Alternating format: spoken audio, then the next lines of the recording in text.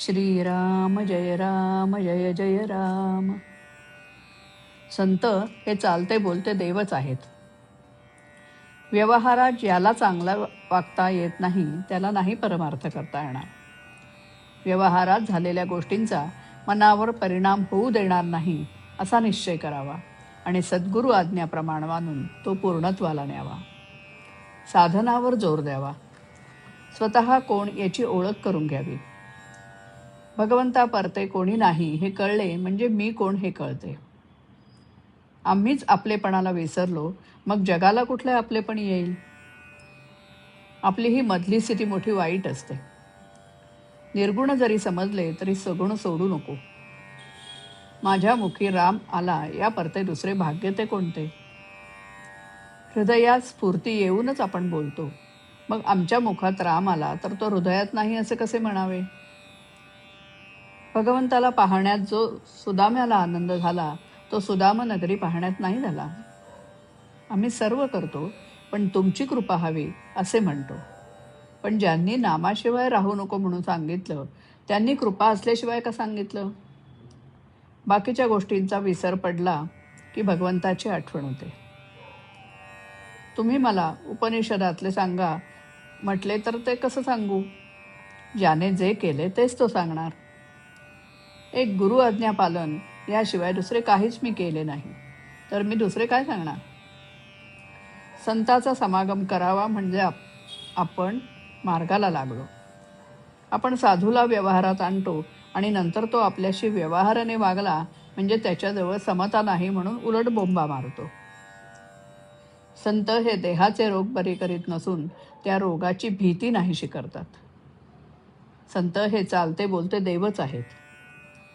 संताच्या देहाच्या हालचालींना महत्त्व नाही. भगवंताचे नाम सिद्ध करून देणे हाच संतांचा जगावर सर्वात मोठा उपकार होय.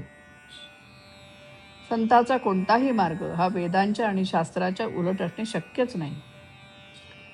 संत सूर्यासारखे जगावर स्वाभाविक उपकार करतात.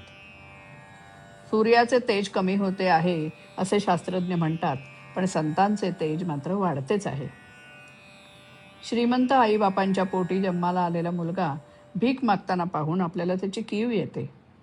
त्याप्रमाणे मनुष्य जन्माला येऊन आपण दुःख करतो हे पाहून संतांना वाईट वाटतं. खालच्या योनी इतक्या आहेत की त्यामध्ये मनुष्य जन्म येणे कठीण आहे. मनुष्य जन्म येऊन भगवंताची प्राप्ती झाली नाही तर जीवाचे फार नुकसान आहे. म्हणून अत्यंत चिकाटीने संतांचा समागम करावा, त्यांची कृपा करून घ्यावी. हजारो लोक भगवंताच्या नामाला लावणे हेच खरे संतांचे कार्य होय. संतांच्या वचनांचा ओढून ताणून अर्थ करू नये, त्यांचा सरळ अर्थ घ्यावा. श्रीराम.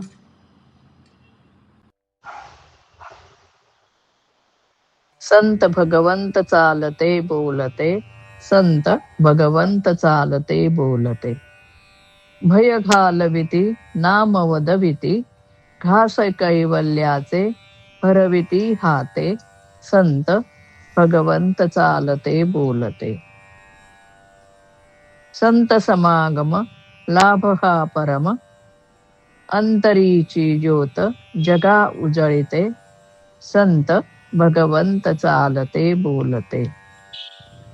त्यांची पदसेवा अनमोल ठेवा, संत कृपा भक्ता मार्गासी लावते, संत भगवंत चालते बोलते, संत भगवंत चालते बोलते. जय श्रीराम.